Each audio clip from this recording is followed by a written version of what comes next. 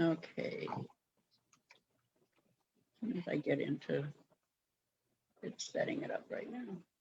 Yep, there it says meeting is streaming live on Facebook. Yep, there we go. Okay. All right. Well, good morning, everyone, and welcome to Renew Your Spirit. I'm, as always, your host, Lynn Gaffin. Today, I am joined by Grace Zazzaro. I have known Grace for many years. We were just talking about how many years it's been since we've seen each other, but it's so nice to connect. That's one thing about these chats. I've been able to connect with so many people that I haven't seen for so long. So Grace, it's wonderful to have you with us. Thank you so much for being here. You're welcome. Thank you for having me. Grace used to live in Mystic, and she just told me now she's in Naples, Florida. She's a top-notch artist and iconographer, and we will get into that in a minute. I want to find out how you got into iconography and where this all stems from. Interesting question. My grandmother, when I was around 10, had this Bible. It was actually a missal or something. And she handed it to me and said, "Here, Grace, I want you to have this." And I said, "Okay." And she opened the book to me, and inside the book were these cards, and they were images of saints and different scenes from the biblical stories, or specific to Catholic stories, the crucifixion. I think it was the Lady of Fatima. There might have been one or two others in there, and they were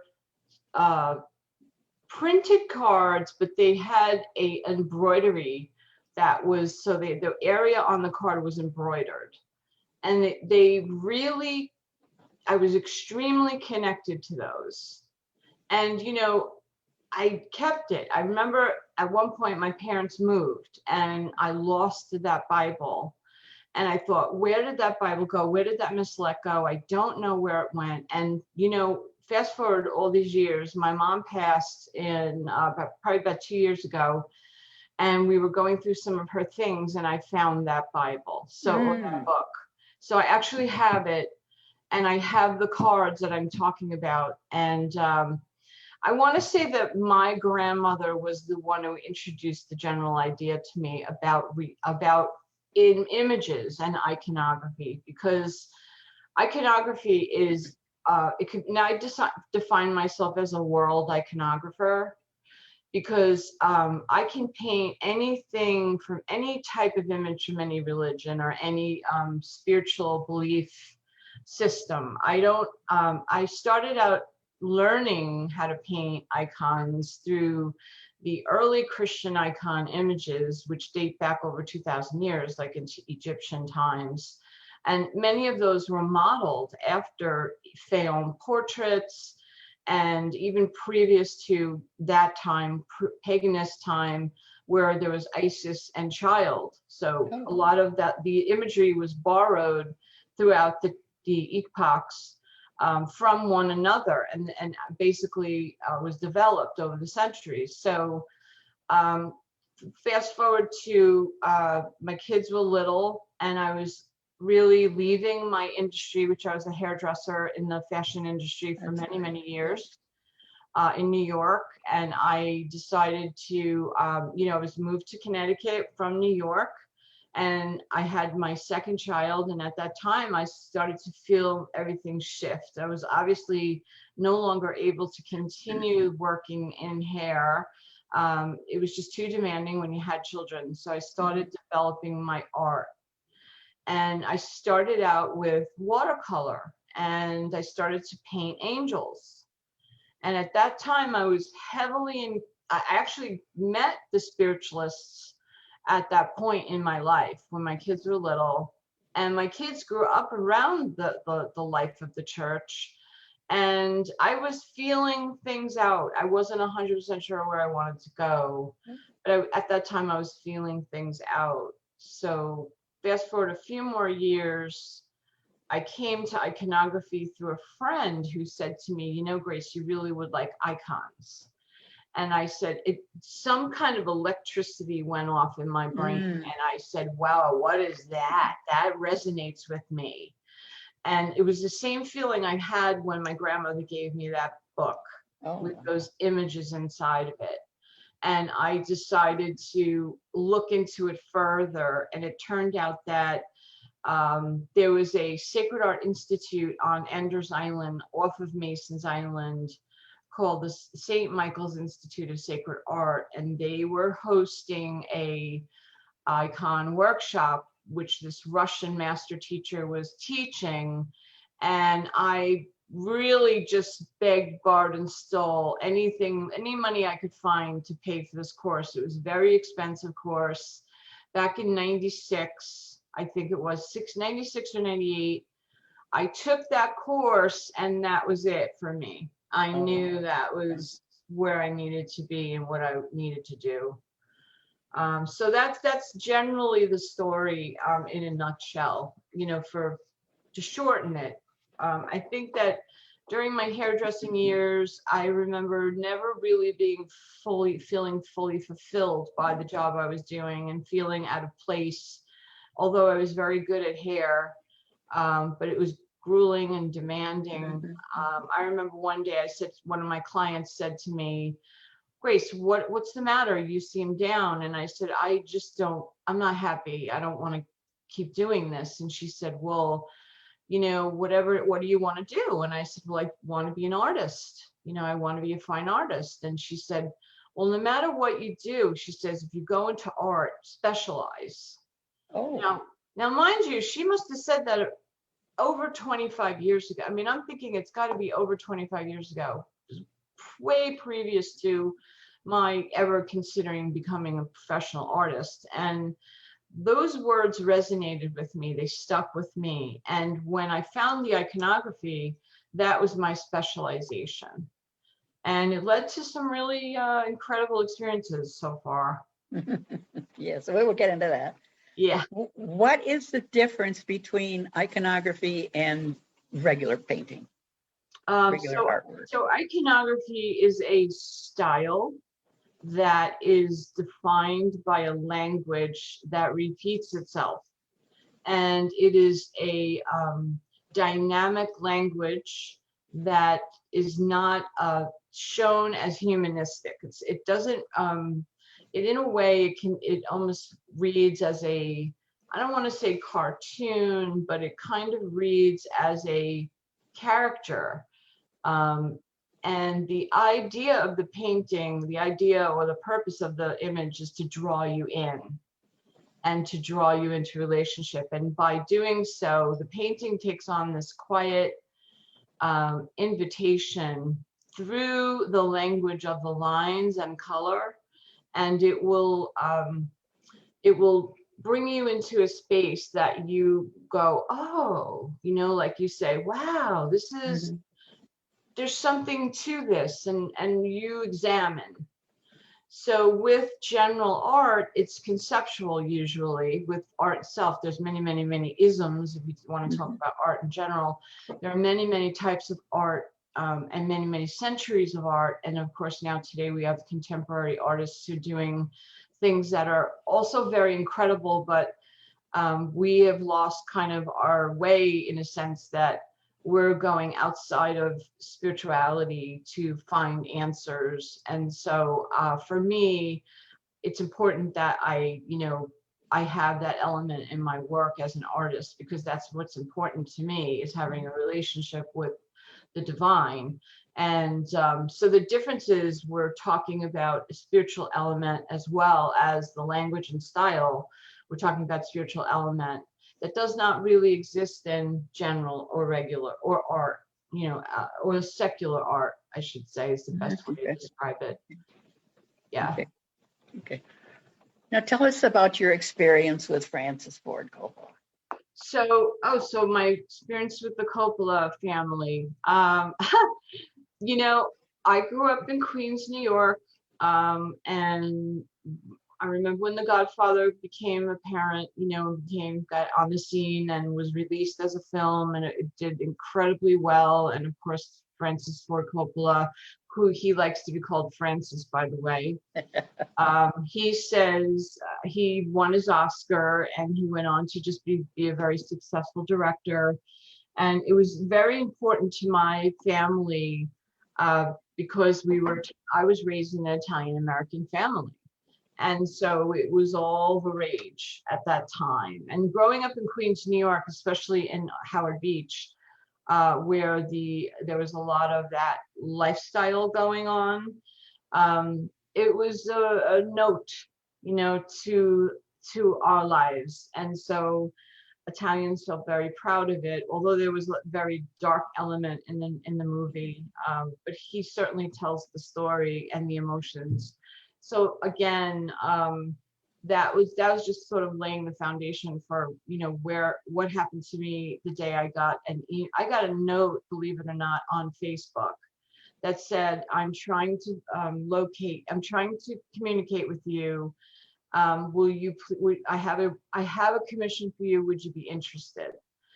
And I thought, well, I hovered over it and I thought it was kind of goofy. I didn't really know what to think. And I ignored it. And so I got another email. I got a couple of correspondences. I've got like maybe 3 correspondents that were very kind of under the table, really quiet. I didn't know who it was that was, you know, contacting me. And they were asking me to do the job, but they were explaining very little about the job. And I thought, this is nuts. You know, I'm not interested. I don't want to talk to somebody who wants me to paint an Indian with a toga. Like, I just am not interested in that. So I ignored it. And it went on for about a month. And I finally was on Facebook one day and I hovered over this guy contacted me again. And his name was Steven. And he said, he wrote in the email, I'm interested in, we really want you for a job. Would you be interested? And I hovered over his name and it said works for Francis Ford Coppola. And I thought, you know, what is going on here, right? So I right away took his number and I called, and it ended up being the personal, he was a graphic designer for Francis Ford Coppola who was seeking out an artist to do a label for a wine bottle for a new wine that he was designing for a new concept winery that he was designing and building in Napa Valley. And I called him right away and it was the real deal. They were like, we really want you. I didn't even know what to say. I thought, well, okay, you know, sure. You know, they really were so on the down low that it was just, it's so fun and different because, you know, usually you would expect something more formal. And now here I was on one side of the coin, and then there was Steven, and on the other side of the coin was Francis Ford Coppola, and Steven was doing the correspondence between us. So I was saying, all right, well, what do you want? So anyway, this whole thing, just so we know, this whole thing led up to me designing a label for a new red wine that was part of the Lost Colony collection. It's called The Legends, and it was for the Coppola family winery in Napa Valley, and it was launched in 2017. Actually, the original launch was 2015. But it didn't go on into production until like maybe another year, so like 2016. And so I became part of the Coppola family. I was able to make this happen. And while I was doing this, my dad was dying. And my father was very ill. He had pulmonary fibrosis, which got extremely severe. And while I was designing this label for Mr. Coppola, or he hates to be called Mr. Coppola, he likes to be called Francis. And I still like can't believe I'm calling Francis Ford Coppola Francis, right? So so I make 3 drawings. One was, I had the 3 drawings, and if you look on I had done an interview with News Channel 3, they had come out and done an interview about the label. And I was telling Kara, who had come out and interviewed me, that they asked me how I designed the label and how it worked. And I said, well, I made 3 drawings. And the first drawing was no, they didn't really like it. It didn't really resonate with them. The second one, it was a little better, but it didn't quite resonate with them. And what was really interesting, Lynn, is that there's no real image of Manto. The name of the one is called Manto, Manteo. It could be pronounced Manteo or Manto, however you feel. Okay. So I needed to sit down. Now, with iconography, the spiritual aspects are inviting the presence of this, whoever you're depicting, into your space so that you can see and feel like what it is they want to look like. So here I am now calling upon this chief of the Croatan tribe, and they were located in Roanoke Island in Virginia in the 1600s. And there was one image of him that the Coppola people sent to me. So I made a storyboard out of whatever I could pull from that period in order to inspire me for the design and the drawing. So I mainly, though, meditated in what I had learned from all my years of spirituality, especially sitting with the spiritualist women. They were instrumental in my learning how to attune. And I could feel Manto's presence. And that happens with me with any of my paintings. Anything I'm painting, I feel the presence of the image in the room with me and pushing me forward in order to bring their image into our time that is visible. And the thing is that with Manto and with many other paintings I've done, it's difficult to make a painting from someone you don't know what they look like. So I was like, well, what am I going to do? Just make up some type of image of what I think this man could look like? I'm referencing from various other tribes, and that is not their garb. They would have a specific language, like body paint, headdresses, even hair on the face or earrings or any embellishments on their body were all indicative of their tribe. And I really started to learn about that, and I dug, and Manto is exactly designed on the label the way he would have been depicted in real life. There was one gentleman that did a watercolor of Manto that had survived. That was my reference. And the image was like this big. And Manto reminded me of like an otherworldly. He was extremely, first of all, extremely buff and very fit looking in stature.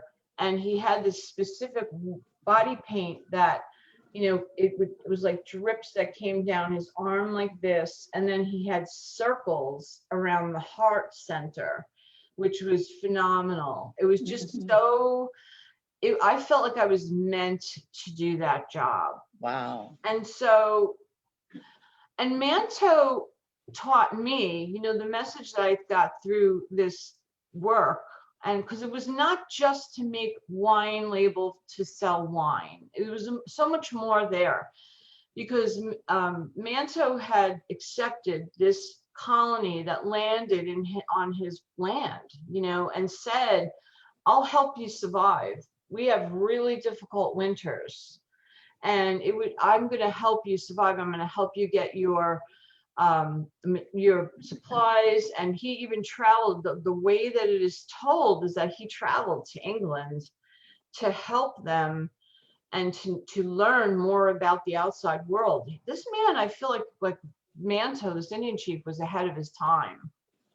And he taught me about acceptance of others. And his message to me was that we're all different and own understandings and beliefs, but we're all really one and all the same.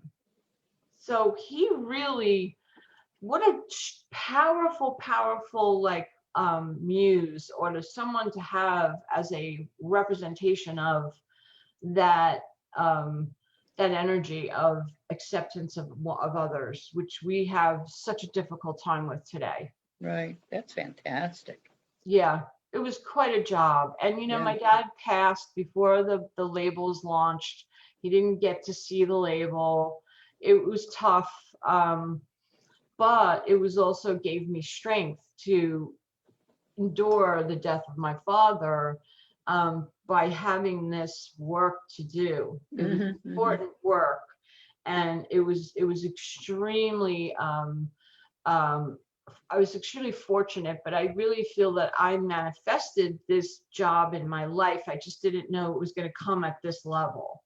You know, I remember maybe 10 years ago, early on when I was the artist, you know, just becoming a new artist and doing this work, I had said I want to do a wine label collection. I would like to do a label. I put it out there to the universe. I never really said what I thought the label should look like. And when, okay, so now, you know, Francis's wife, Ellie, has a lot to say about what happens in the world of their winemaking world. They have a lot of beautiful wines out right now, as a matter of fact, and they have spirits out that are dedicated, the labels are dedicated to women. Oh my. Yeah, you got to check it out. Yeah. If you go to, you can go to Francis Ford Coppola 2, which is TOO, or go to francisfordcoppola.com, and you'll be able to learn about all of these labels. And Francis Ford Coppola 2 will talk about the Legend collection and the Roanoke Island Lost Colony collection. So when I went to visit the winery in California, I had the pleasure to sit and actually experience a wine tasting with the label that I created. It was, oh, really? It was phenomenal. And then we went, you know, toured the winery. I have some footage of that I took. It's on my Facebook page, so if anybody's interested and wants to come over there. And you know, it taught me, and I recently just started writing a little bit about on my blog about this, but I think I'm going to be doing more, is that I talk to dead people. Yeah. Don't we all? And so even in the iconography, like when I'm making a St. Paul or a St. Francis, I'm calling upon them, and they're being invited into my space and to guide me and help me along, so that I can do not only what I want to do is a good job, but I want to know what that message is. And so I've had this happen repeatedly with my, right now I'm working on a Mary Magdalene painting. And now I have done a few Mary Magdalene paintings over the years, but I did do one for an author. I have a couple of authors that I know who've written Mary Magdalene books, but there's Margaret Starbird, who's written a really beautiful book, The Alabaster Jar, about Mary Magdalene. And so now I'm just getting inundated with just a flood of, you know, when you ask the universe for something and you really allow it, that it floods you with stuff. Especially, you know, now that we have the World Wide Web, which is just literally like a Niagara Falls of information. It just comes and piles in on you.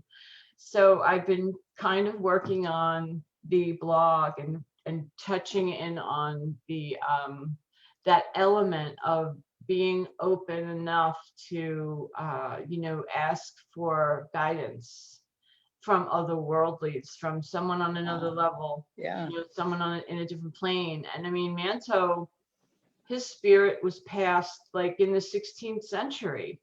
And still today, they're trying to find more, digging, and archaeologists are digging and trying to find things about what happened to the lost colony, because they Oh, I were, know. Yeah. yeah, they were literally lost. Yeah. They were lost and were not found, and they're connected to the Virginia Dare story. So it's very interesting. And so having the experience with Coppola, having that also become a reality in my life, and having that tip off as a kid. So it was like my spirit knew, between my grandma, between certain, there are certain like themes that kind of occur in your life, patterns or something. Mhm.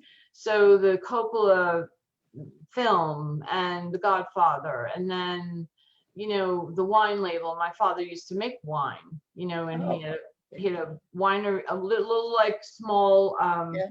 wine, I guess they call it like a room. He had a wine room in the basement that he used to store his wine that he made.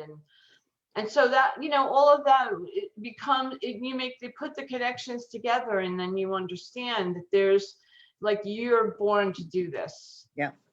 The job that you're doing, but you have to accept it and listen. So And that's the big part, is to listen. Mm-hmm. Absolutely. Because we want to take control.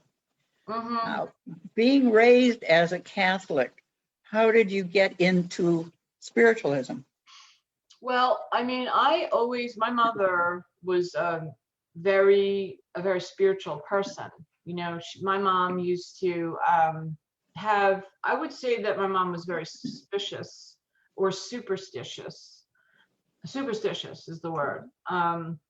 So she always would talk to me about the energy of the saints. So she would bring the idea of the saints into my life and say, if you call upon, say, whomever for help, they will guide you in this. And she would explain that to me. And there's thousands and thousands of them, of different saints. And of course, they're more prominent in different faith, sects. So some sects and some of the, denominations, they don't believe in saints. They don't utilize saints. I feel like, the Catholic Church sort of gets, in a way, a lot of the elements of spiritualism, because they are calling upon saints for, they call it petitions. They have different language. They call it petitions, and they call it novenas, and they'll pray to the saints. But I feel like if you get more specific, then you can have this hierarchy, aiding you in the life that you're living now. You're living this life. It's not an easy life, believe me. As as we all know, it's really not easy to be on the planet. Mm-hmm. And so I'll take all the help I can get. Yeah. But for me, there was something as a young girl. I was 16, and I decided I no longer wanted to go to the church. And I told my mother that, and she was just flabbergasted. And I said, well, I needed to find my way. And I believe that a lot of younger, especially when you're raising children and you have younger children and they become teens, and you're trying to like kind of gel them into a belief system or mold them, that it's better to let them find their way, leave them be and let them find their way, because here I am now. For me, it worked out really well. I did have some challenges though. You want to be careful when you get involved in these kinds of things. You just don't want to get out there and just start saying, oh, I want to bring in all these spirits, and I want to bring in all this energy, and I want to bring in all these saints. And then meanwhile, it can become very dangerous. Yeah. So I always make sure, you have to be very well rounded and confident, and have a really good understanding of what it is you're getting involved with. Yep. It's nothing to be, it's not a game. It's very serious work. And so, as a young girl, I decided that I was going to just go on a journey. I went on like the spiritual, I guess, walkabout, and just kind of like touched into all the faiths I could touch into. And I had my daughters describe me in a way as, you know, I can describe myself, I guess, as I forget the faith that is encompasses all universalist in a way, because I encompass in bits and parts of all faiths and all religions.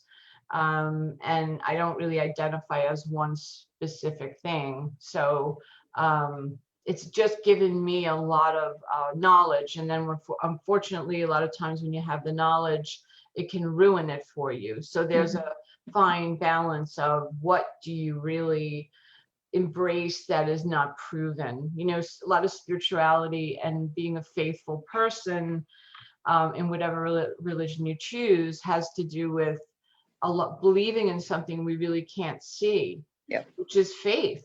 You know, that's what faith is. So but for me, I always knew that, you know, like I have I cannot deny that in my life I've had my loved ones communicate with me from the other side, or that I've had, you know, I've had great success with my iconography, which is also, you know, it's being given to people. And so I'm in serious business, you know, it's not just a hobby.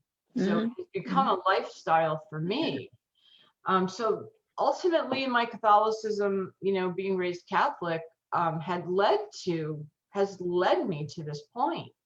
And I love the church. I love all the churches actually, because they all have brought something really valuable to me in my life. And but I'm a good navigator. You have to be a good navigator. Oh yeah. So lately, Lynn, I've been working with watercolor again, which I haven't done in a long time. And I kind of picked up the watercolors, and I've been doing portraits and creating and incorporating spiritual elements into portraits. So nice. I have one here I'll show you. That's actually pretty nice. Oh, that's beautiful. Yeah, so this is some, you know, and I've just been touching in on, you know, what elements I feel like the individual might, whomever it is, this just happens to be an example of some model. It's not anybody I know, but I've been kind of touching in on things like that, and working with a more humanistic, really true to life.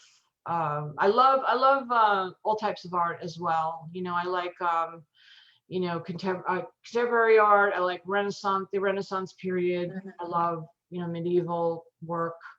I love Egyptian hieroglyphics, and I have just a deep interest in all of it. And I just like it's all, you know, even in iconography, there's cryptology, which is the symbols of lettering, which will tell you a story. So everything incorporated in the art tells you a story.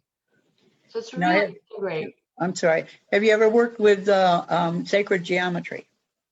Well, I have dabbled in it a little bit. It's been coming to me more with this. I feel like a big part of the sacred geometry. Yeah, that's what made me think of it. For me, is part of the language of iconography, because it has to be, the way I'll describe it to my students is, the lines have to have equal space. They have to be the same width, and thin thickness, thin, thick, thin. And they have to they're on a grid. So there's this language that describes the image you're depicting. And by that, it allows the image to be quiet and inviting you in. It doesn't, like, you don't go, oh, look at that, that's a mess, or it's a quiet, subtle invitation. So it creates like this coherent, you know, kind of like a cohesiveness. But sacred geometry, I think, is everywhere. I look for it in nature. I see it. Oh yeah. And I want to incorporate more of nature in my work, and that's sort of where I'm headed. I think with things I do, elements of, you know, earth, and that's my biggest teacher is the earth.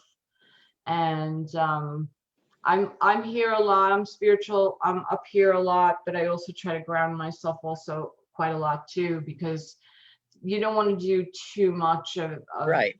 that. You want to have that level, like Buddha, I think, used to say, middle way. And it Yeah. really, it hit me one day. I was like, wow, middle way. I know exactly what he means by that. He means you resonate in Right. one, like in a heart center or something. You're not all the way up in the spiritual realm, and you're not all the way on the earthly realm. You're kind of doing in the middle. So that was a phenomenal kind of realization for me one day when I was, doing some Buddhist studies. I almost got involved in creating Tonka paintings, which is Buddhist iconography. Oh, And wow. I had been invited by a lama who's a master. And I just thought, I need another lifetime. There's no way I can do it. I'd have to come back again or something. I don't have enough of a life to do, I don't know how many more years I have left on the planet. I may not have time to develop enough, because it takes time to develop these things. Well, sure it does. Yeah. Now, you mentioned your students. Do you teach, and do you teach spirituality along with your painting? Yeah, absolutely. It's definitely incorporated in the art. There's no way you can do the both.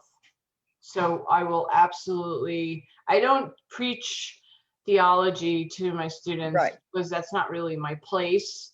But I will explain that the preparedness, the readiness, be ready for what you could experience. It could be very impactful on your spirituality, on that part of your physical being.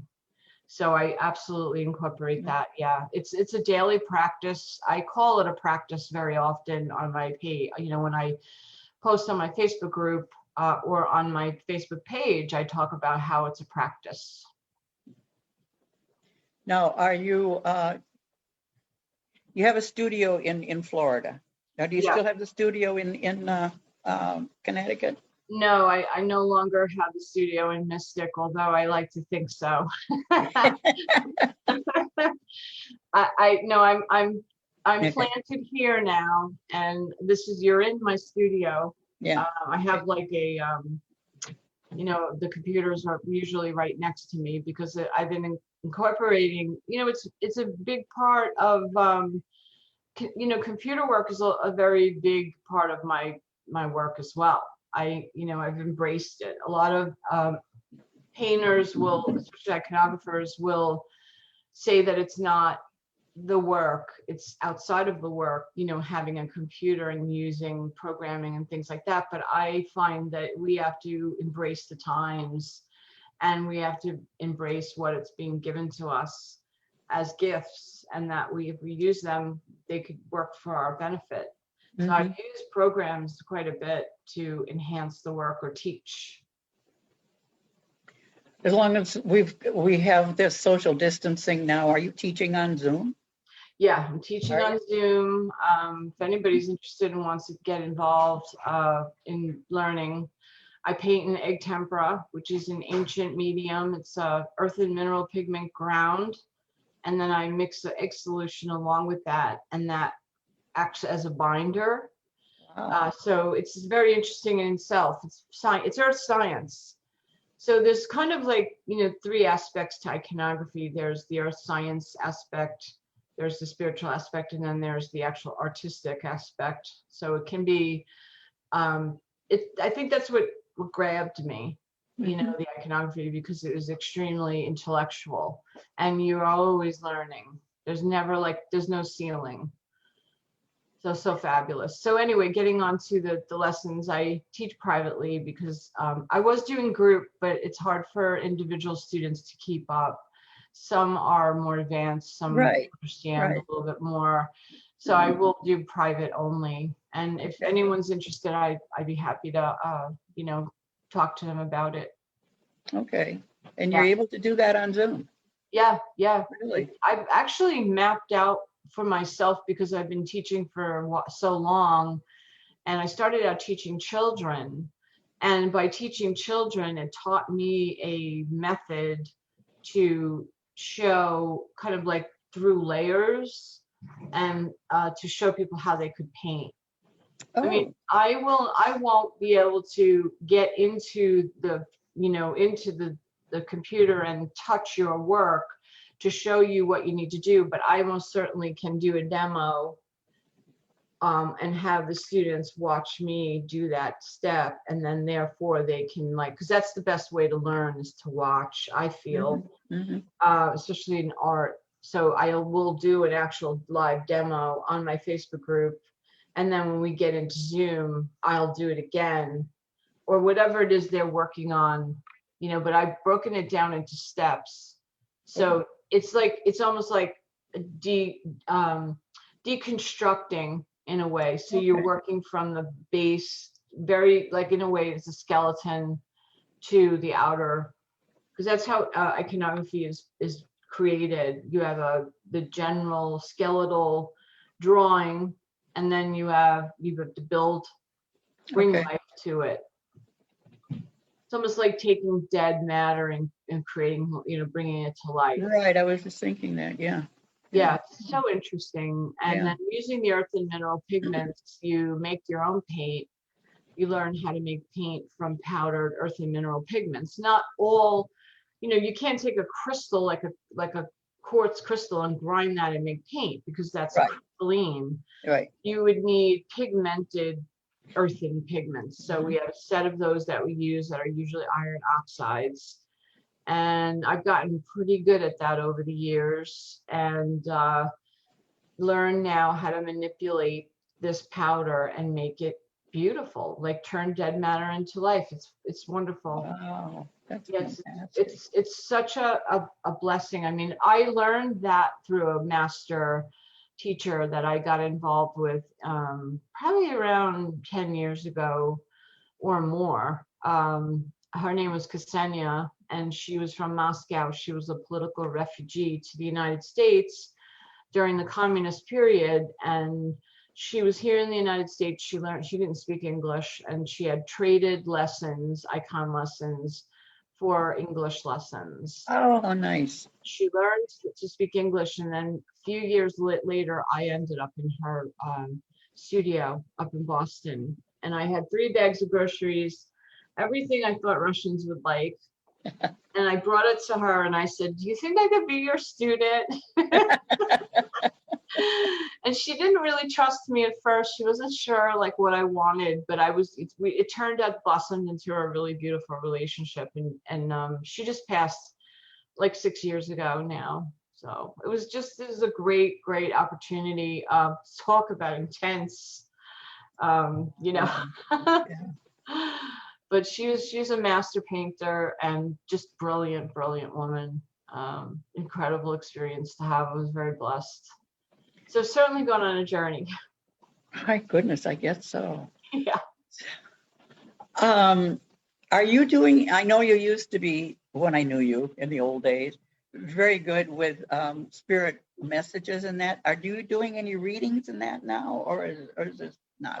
No, I haven't been doing those for many years, but I will say that I still help people to understand those things. And if there is a situation that comes about that it can organically have transpired, then I will. Right. Yeah. But I don't really go there anymore. I kind of embraced this, and this became my vehicle for that in a way. You can only go so far. We've only, like you say, need another lifetime in order to do everything. So exactly. And I mean, I've already like reinvented myself like 3 times in my lifetime, as far as careers are concerned and doing.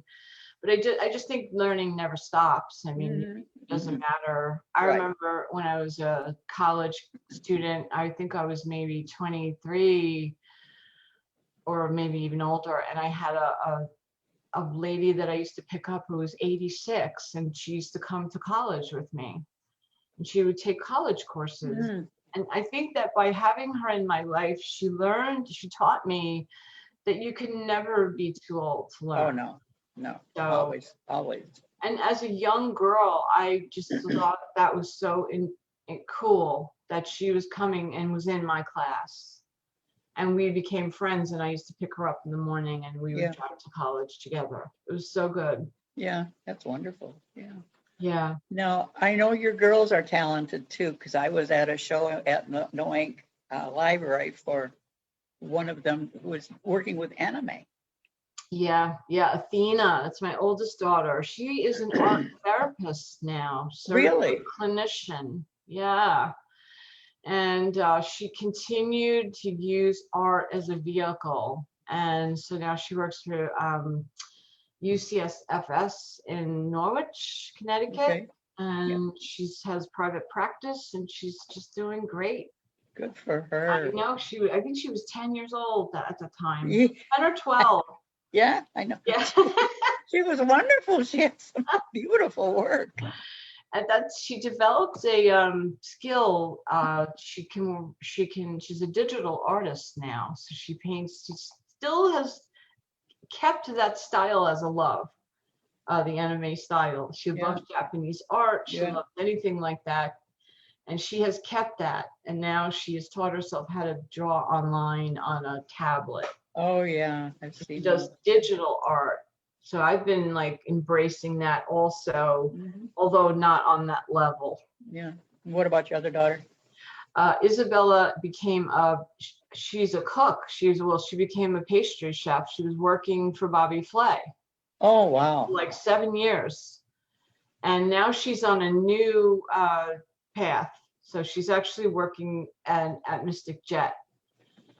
She's doing concierge, and she's learning about jets. And learning how that works. Yeah, she's doing really well. They're both doing really well. Fantastic. Yeah. Yeah.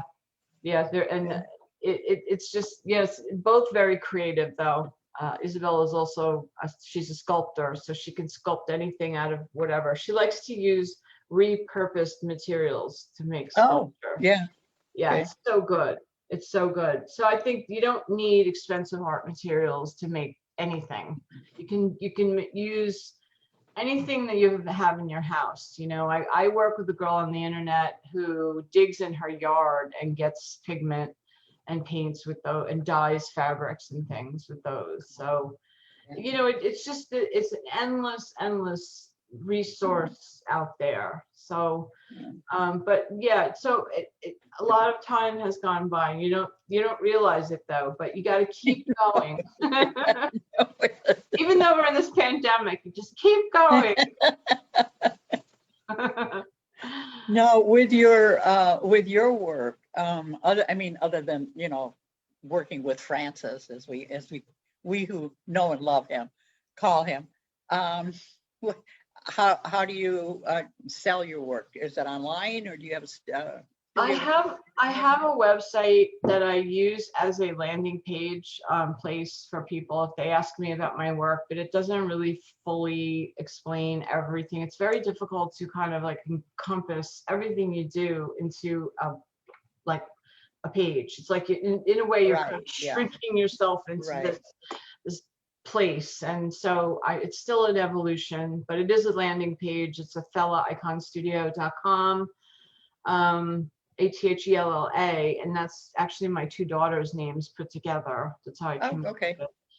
That makes sense. And that's sort of a landing page, and it tells people a little bit about myself and the little bit of the journey, a little blogging, some of the portraits that are there, some of the portfolio is there. But then I use social media quite a bit to kind of reach out and let people know about my current work and what I'm doing and more about my personal life. And my work comes through commissions. It's usually through word of mouth.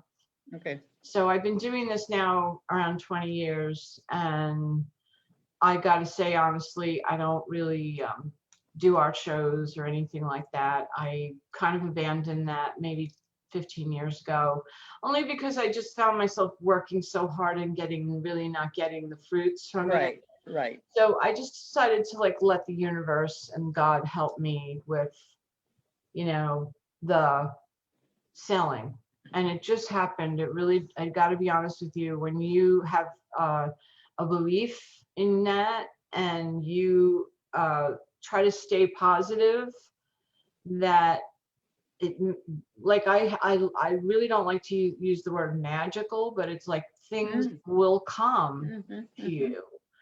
And when you're doing the work and you just continue to do it, it will come.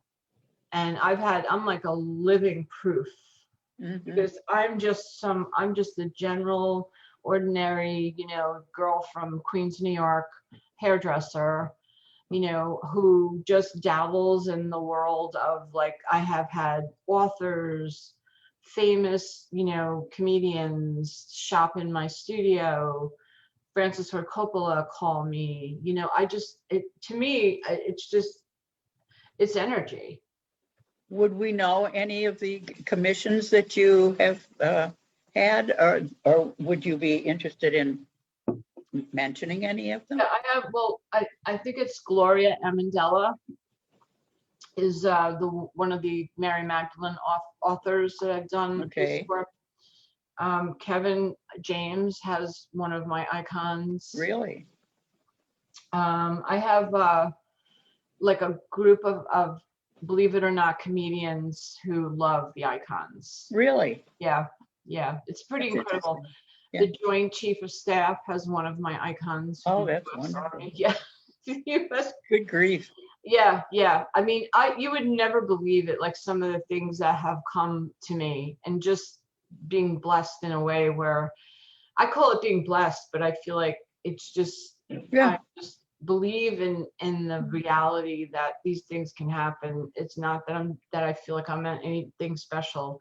It's just opening up to the reality of that these things exist in the world, and that the Joint Chief of Staff for for our government is a person too. Now, how did he find out about it? I mean, did he come to your studio, or how did you get that? It was actually, someone actually gave him a gift. It was, and wanted to give him something. So it was an Archangel Michael icon, small, around that big. And it was just the bust of Archangel Michael. It was real simple, but really beautiful. And they gifted it to him. Oh, how wonderful. Yeah. That's lovely. So it's been a real, I mean, off the top of my, it's all I can think about off the top of my head, because I don't really talk about that much. I think I should probably talk about it more. But I like, so much has gone on, and there's, of course, the relocation was unexpected. So now here I am, a Southerner, and I've been a Northerner my whole life. Although my mom and dad were here for 25 years, and this is a nice lifestyle, I will say. I mean, I go to the pool every day and I swim and I connect, to the earth. I ground myself in the Gulf of Mexico. That ain't too bad, honey. Not a bad thing. Not a bad thing at all. So, and I feel like I still am with my parents, like when we do that, because my parents love to swim, and they were really big in the water, and about swimming and being in the water. So I feel like I meet them there too. It's just lovely. It's like an alternate universe or something. And you mentioned before that your father didn't get to see your Ford Coppola wine label, but don't you think he has? Probably, yeah. And he was so proud of me when I told him I was doing the label, because I was like the always too little, too late type of kid. I didn't do well in school when I was a kid. I had dyslexia. I struggled with, it was the learning. It was, I'm more of a visual learner. That's why Zoom is so cool to have as a tool to teach people art, or to examine their spirituality. It's such a great resource. If I'd had this when I was learning, I would have done way better than to just have it, read it, because we as kids had textbooks and we had to learn and memorize textbooks. And it was just it was awful for me. I know. So when my grandmother handed me those images, it was like I was being tipped off. Hey, this is something that you're going to be doing.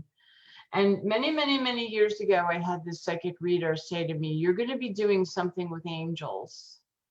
And I never really knew what that meant. And, now I think back on it because it hits me sometimes. Some of the, you get slight hints, and we don't realize sometimes Right. that that's our path, that we're being guided. So it's just embracing those moments, and every single, like, the person walking on the street that says, "Hey, have you, I read a poem this morning," then they bring your spirits up. To me, those are all hints, and those are all like just little taps, Mhm. So yeah, I do believe my dad has, Yeah. and things we do on the earthly plane, I don't know if it matters much to them, because I think that's the spirit's Oh, I world, know. I agree love, with you. Yeah. Yeah. right? It's pure Yeah. love, and I mean, that's the way I say to myself, how do we know that? How do we know that, right? Because we really don't know for sure, but how could you not know that? Mhm. When my Mhm. sister passed, I dropped her off at the airport. My sister Denise passed away 3 years ago from a brain aneurysm, and I dropped her off at the airport, and I heard a voice say to me, "Say goodbye, honk the horn, and make her turn around and say goodbye." And Ooh. I did. I went, honked the horn, and she was just going into the airport doors, and the doors had closed. And she turned around, and I saw her big, beautiful blue eyes and her big smile, and I said, "Bye, love you." Oh my Smiled God. I at got me, goosebumps on this. and she got on her flight, Yeah. flew 2.5 hours, got off the flight, and she died in the airport. Oh my Lord. She died in that airport. Oh, oh my gosh. I hadn't listened to that hint, or that whatever, that audio voice, God, whomever the spirit, Right. omnipresence is saying saying my guide, whatever it was Yeah. saying to me, do it. I could have easily ignored that. We get little tips like that all the time, like, "Oh, don't bring your umbrella." Oh, I Yeah. think I need an umbrella. And then we get to the store and we realize, why didn't I bring my Yeah. Yeah. umbrella? Yeah. Why didn't Oh I my listen? gosh. So that was very recent in my life and very poignant. And I'm so glad that I did that. So glad. Oh my gosh. Yep. And I'll never see her in the physical again. And I'll always have that memory of her, Mhm. Mhm. So Wow. Talk about listening. And that's it. We have to listen and pay attention. yeah, because we're Um, so busy. And I think the biggest thing that iconography and my painting world and art world has taught me is to quiet it down, shut off the TV, mhm. be in silence, be with yourself somehow. It doesn't have to be propped up on in a lotus position and with arms Right. flat. It can be any way, whether you're washing dishes or you're doing laundry or you're gardening or whatever it is that you do. If you take the time to connect to, you, because I feel like God's the spirit is inside of us, Yeah. we're part of stardust. Mhm. And it's proven Absolutely. that stars fall to earth, right? Falling stars, like that's where we get lead from. Yes. Yes. Yes. Falling stars. So we're part of that. And so we can exist in that realm as well, Mhm. equally as we can exist as a cashier. Yeah. Yeah. So This painting has got to be, and your artwork has to be a source of meditation for you. I mean, you just. absolutely. I mean, I run into my studio every day. Like I have run to it because it is my ground Mm-hmm. and my pad, my liftoff pad, in a way where I feel like I can just put all the worries and all the cares and everything. But it's taken many years to develop that, and it takes discipline, to make quiet time, Mm-hmm. whether it's your art or but I don't remember the author, but I read a book many years ago. It was a woman who was channeling Mary, and she wrote that meditation can take place at the sink while you're doing dishes. Oh, yeah. And your thoughts go into those things that you do. Mhm. So whatever you're thinking, like if you're baking a cake and you're mixing and you're upset and you're mixing, you're basically putting all those energies and vibes into that cake. Yeah. And then you go, oh, here, have a piece of cake. Have all this negative energy. And so it's a prayer. It becomes a prayer and practice. And that's how I think it started for me with her. I wish I could remember the name of her book, but if I find it or come across it, I'll post it on the I'll link it on the page. But it was a real old book from many years ago, and that was the kind of beginning, because I thought not everybody wants to sit and quiet themselves. Not everybody can do that at first. That takes practice. So for me, when I'm painting, I'm manipulating something, so I can free my mind from thoughts, and I go into a place of complete and utter peace, and it's just a great place to hover. It's like my mind and my heart kind of join together in a way, and then I just kind of just sit there and ride, and it's great. I don't really ask for any messages or anything unless I'm looking for help in some way with the painting, or if I say, like with Mary Magdalene, it's like, well, how would you like to be depicted? And that's what I actually had done with Manto. I was like, can you show me what you want, how you want to be depicted? How you want the world to see you? Because if I don't know what you look like, I'm only going off of a watercolor that's this big. Yeah. And thank God for that, because it could have, it wouldn't have been real.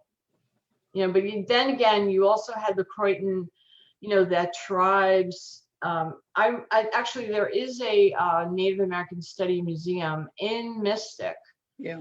That you could go into and find out some information from them on tribes. They didn't have the Croydon tribe in there though, but they helped me with an icon I did for Yale of Tekawatha. Oh. Yeah, I did an icon. I did a series for Yale of 4 icons, the four spiritual houses of Yale.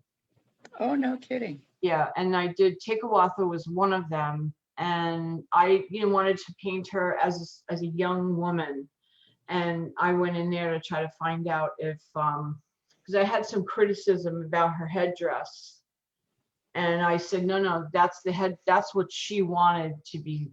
That's what the feeling I got was that that's what she wanted to look like.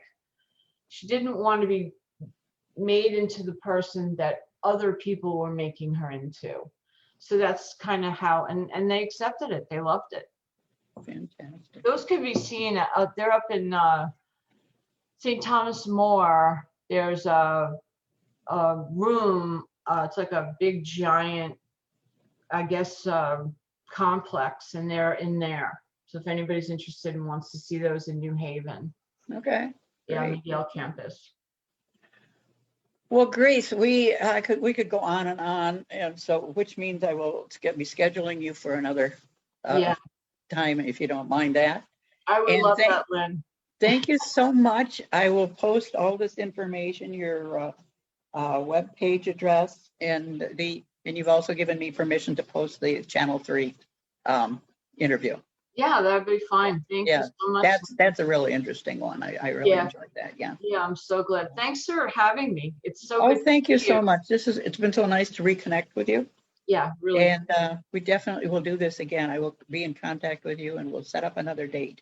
All right. Wonderful. Thanks so much, Grace. Thanks, Glenn. Have a good day. You too. Bye now. Bye-bye.